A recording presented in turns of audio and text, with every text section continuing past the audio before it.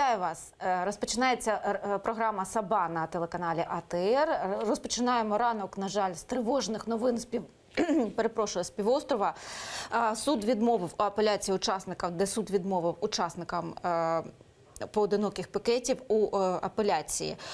Суди в окупованому Росією Криму відхилили апеляційні скарги щодо 5 кримських татар, які виходили на поодинокі пікети у жовтні 2017 року. Про це повідомляє об'єднання «Кримська солідарність». Зазначається, що 13 лютого суди залишили в силі рішення про штрафи Зеку Куламетову, Айдеру Сулейманову, Енверу Халілову і Мусліму Заврієву.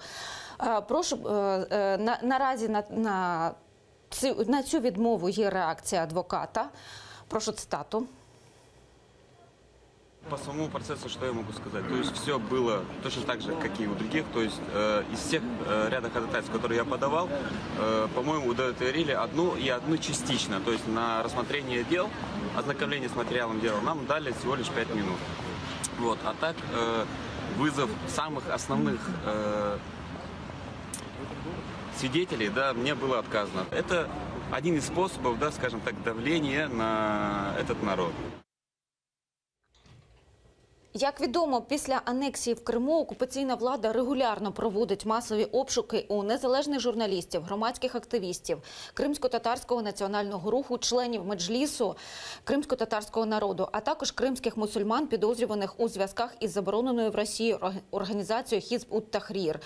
МЗС закликає світ активно виступити на захист прав і свобод жителів Криму і змусити Росію припинити незаконні дії щодо незгодних з окупацією. Обговоримо цю ситуацію із Євгенією Андріюк, заступником координатора Кримсос. Доброго ранку, пані Євгенія. Власне кажучи, як реагуватимуть громадські організації на цю подію, на відхилення апеляції? Это на самом деле уже такое событие в целом ряду других событий, которое началось, вы уже об этом упоминали, с 14 октября, когда вышли на одиночные пикеты, и сначала мы фиксировали и реагировали на задержание участников одиночных пикетов, потом начались административные взыскания, административные процессы, кульминация которых стала 17 декабря, 18 декабря прошлого года, 17-го, так называемый, как в Крыму его обозвали, Крымский судный день, когда судили всех участников одиночных пикетов, было 86 судебных заседаний тогда было в один день, и это было, наверное, такой вот как раз кульминационным событием всей этой истории, от которого дальше развиваются и операции, да, и тогда это было очень ироничные процессы, в которых было видно, что они сфабрикованы, и когда, например, зачитывалось решение на имя человека, по которому не начался еще процесс, да, в зале суда другой человек. И очень много подобных вещей, там экспертиза, которая была очень смешная. И несмотря на это, суды вынесли всем тогда обвинительное решение и абсолютно всех присудили к штрафам. И точно так же сейчас операции уже были скорее более формальным шагом, в том числе и для обжалования этих решений в Европейском суде по правам человека. И опять же решение апелляционного суда полностью дублирует то, что решил суд первой инстанции, за исключением некоторых участников одиночных пикетов, которым урезают штраф, например, с 15 тысяч до 10, да, но это все, как бы никакого решения по существу нету. Поэтому в долгой перспективе, естественно, это обжалование всех этих вещей в Европейский суд по правам человека, и мы, насколько нужно, будем поддерживать адвокатов в этом. И с самого начала, еще 14 октября, мы активно работаем с различными международными организациями, вот то, о чем заявил МЗС, чтобы был протест, чтобы все международное сообщество об этом знало, и чтобы максимально были заявления по этому поводу. А чи є можливість у представників міжнародних організацій бувати на цих судових засіданнях і, власне кажучи, допомагати адвокатам захищати своїх підзахисних? В Крыму фактически не приезжает никто официально, официальная миссия не приезжает ни одна международная организация, поскольку так или иначе напрямую приезд в Крым означал бы, если это через территорию России, так или иначе означает де-факто признание аннексии. У Европейского Союза очень четкая позиция и политика непризнания, поэтому никто, например, из европейских официальных дипломатов, либо официальных представителей государств, либо Евросоюза не приедет в Крым. И единственная возможность это ехать через территорию Украины, и тогда нужно согласие и Украины, но и все равно же согласие России, которая имеет фактически контроль, российские визы. Что касается представителей неправительственных организаций, организаций. Бывают случаи, когда люди приезжают, но опять же с неофициальной миссией, потому что любое провозглашение, что ты едешь с официальной правозащитной миссией, естественно, ставит под удар этих участников. Другой вопрос – это суды в Ростове, и там на самом деле судебные процессы в Ростове – это уже территория Российской Федерации, есть и украинское консульство, и дипломатические службы других стран, которые и собираются, и сейчас судебный процесс в Ростове, который идет, и планируют посещать, и в том числе другие процессы в Москве, например, которые шли, їх посещали дипломати. Чи достатньо цієї допомоги? І, от, власне кажучи, від і реакція МЗС, і заклики МЗС до міжнародної спільноти, до міжнародних і правозахисних організацій, і громадських організацій. Чи достатньо цього? Що ще потрібно робити? Естественно, и с точки зрения, и со стороны международного сообщества, и со стороны Украины всегда можно и нужно делать больше, да, и вопрос скорее тот, что ситуация постоянно ухудшается, и вы начали с того, что у нас опять плохие новости из Крыма, и правда, вот уже сколько времени очень редко у нас есть хоть какие-то хорошие новости.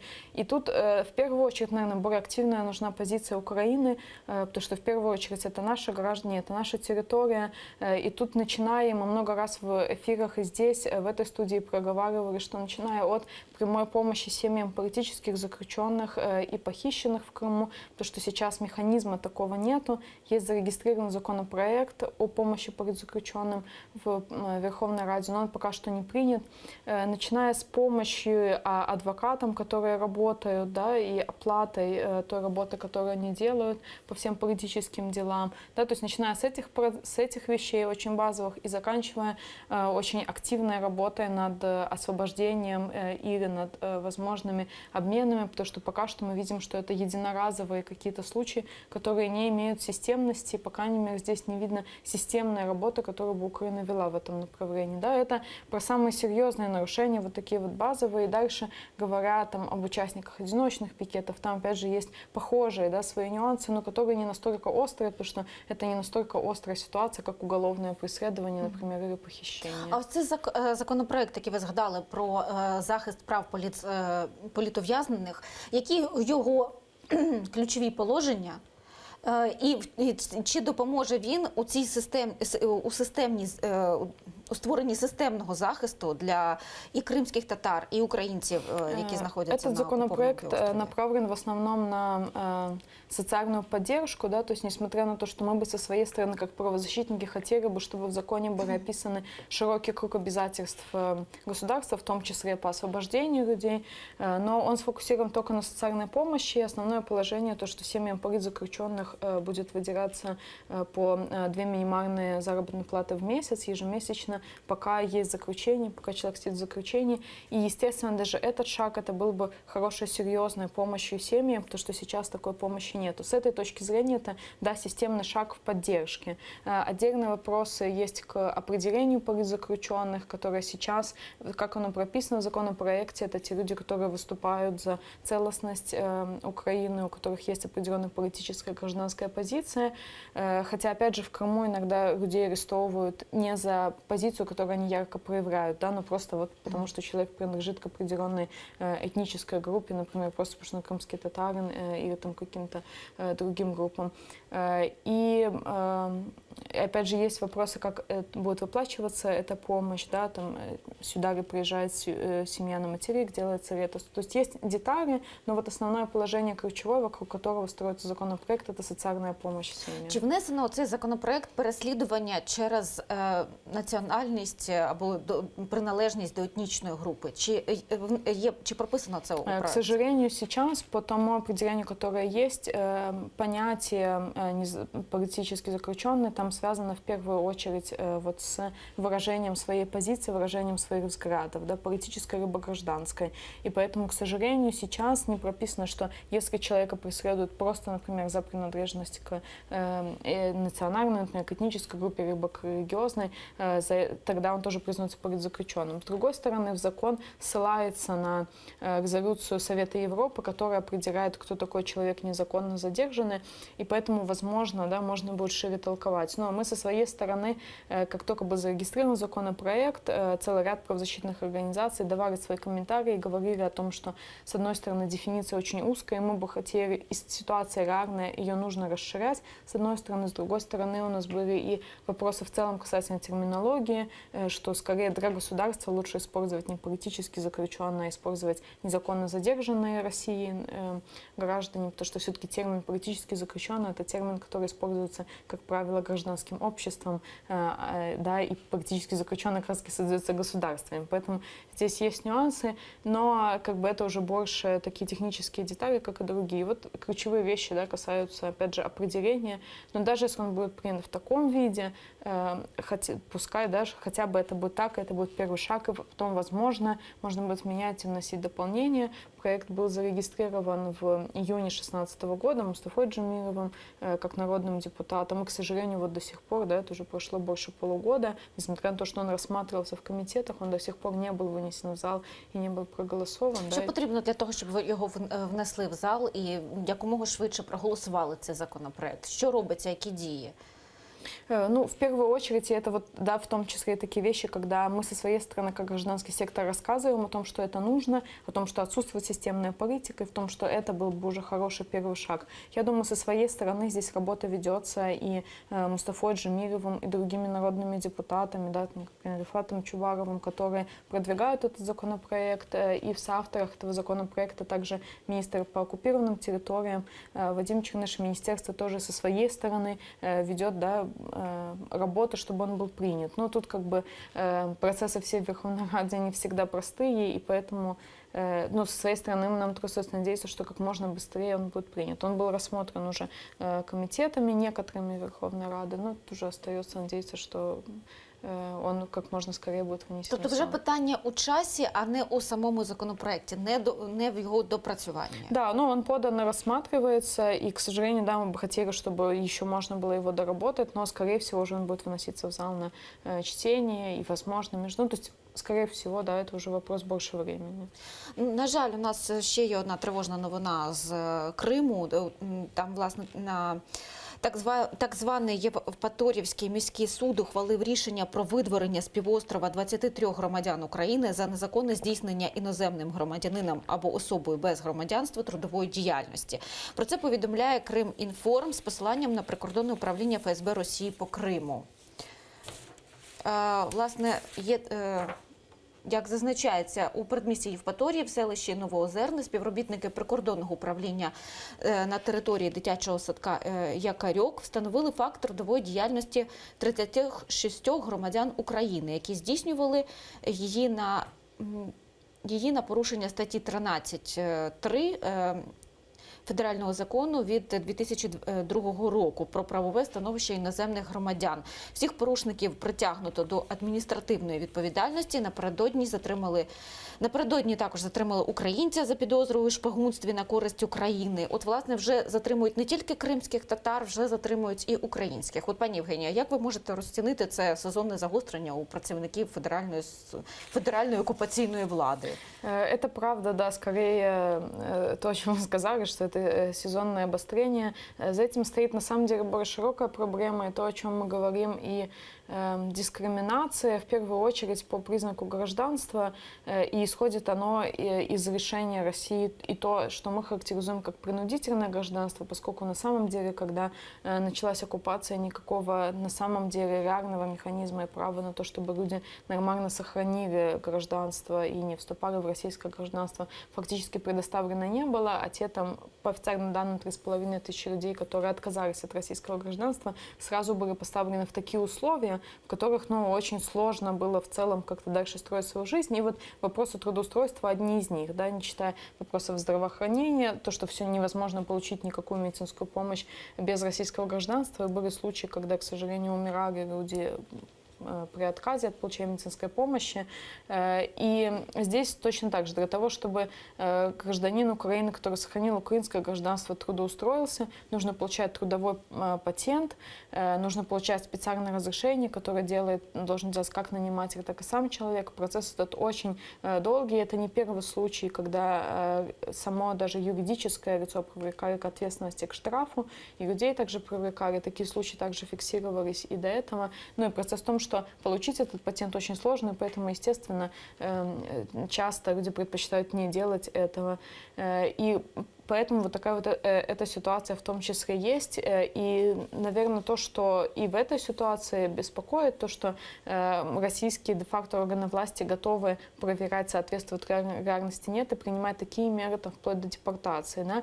И вопрос, что если это крымчане, у которых есть крымская прописка, и которые жили в Крыму на этот момент, ну, опять же, это тогда не вопрос гражданства. Человек себе жил спокойно у себя дома, и тут потому, что пришло другое государство, его депортируют. Ну, то есть это какие-то совершенно базовые вещи, не просто нарушаются, да, но как бы абсолютно страшные вещи, которые происходят. И опять же, это очередной шаг к абсолютному принуждению гражданства. Без российского гражданства сейчас, к сожалению, никаким образом невозможно нормально там строить свою жизнь в Криму. Ну, принаймні, наразі є дуже багато інформації про те, як кримські татари об'єднуються для того, щоб протистояти. На вашу думку, зараз кримські татари вже будуть об'єднуватись з українцями, які проживають на півострові? Ну, напевно, це буде ефективнішим протистоянням? На самом деле преследование украинцев было с начала 2014 года, с начала оккупации, но с начала оккупации имела в виду. И то есть это не новое, что преследуют здесь украинцев, в том числе сфабрикованные дела за шпионаж и за диверсию. Это известное дело, которое так называемых диверсантов началось еще в августе 16-го, и после этого вот и в этом году, в 17-м, сейчас в 18-м, это были задержания по шпионажу.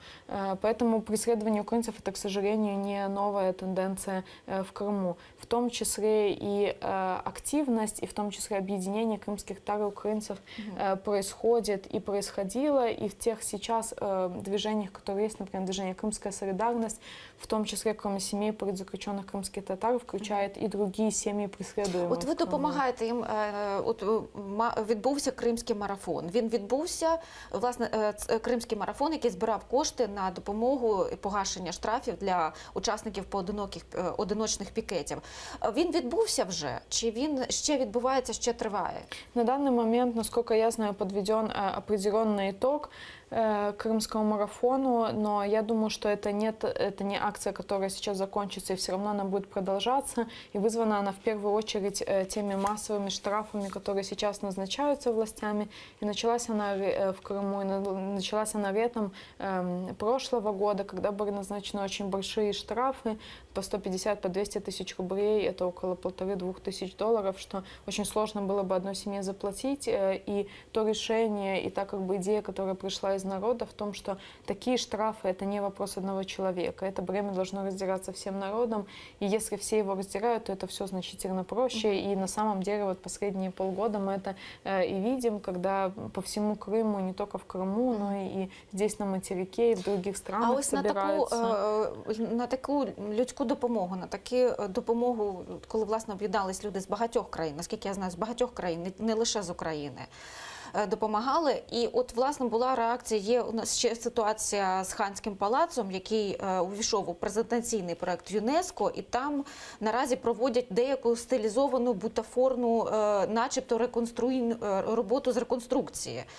Це відповідь на от подібні, ну, власне, на те, що людям допомагають, відгукуються, а от на, власне, на ту ситуацію, от яка з цим палацом і відбувається, це що? Як це можна розцінювати? Скорее, Ханский — это и вся ситуация вокруг сейчас якобы реконструкции, это скорее другое, и это шаг системной политики России по оккупации Крыма и по такому созданию Крыма такой якобы русской, российской территории, потому что противостояние активистов идет в другом плане, и это когда люди приходят на суды и их не пускают в суды, да, и это такое отдельное противостояние с силовиками, которое там имеет много своих других аспектов, одиночные пикеты и операции, вот это все с одной стороны, да. Що и стоїть за Ханский- цими роботами, начебто реконструйними?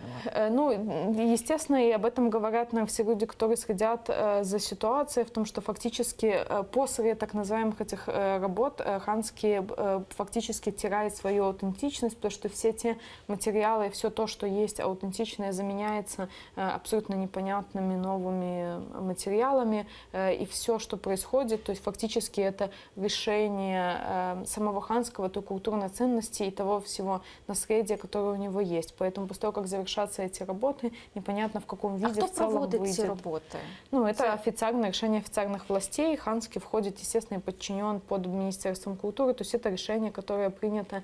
И не Я факт маю на даже, увазі, чи что... працюють там дійсно історики, реконструктори, реставратори, чи працюють там, ну, можливо, Они, інші... возможно, и могут работать, да, то есть непонятно, как оно внутри, правда, организовано. Но, естественно, что если бы там работали, и у этих людей было какой-то вес в принятии решения о том, что нужно делать, да, то, естественно, таким образом не проводились работы. Потому что то, что сейчас проводится, даже для человека, не имеющего экспертности в области там, исторического наследия, очевидно, что это просто вандализм. Да?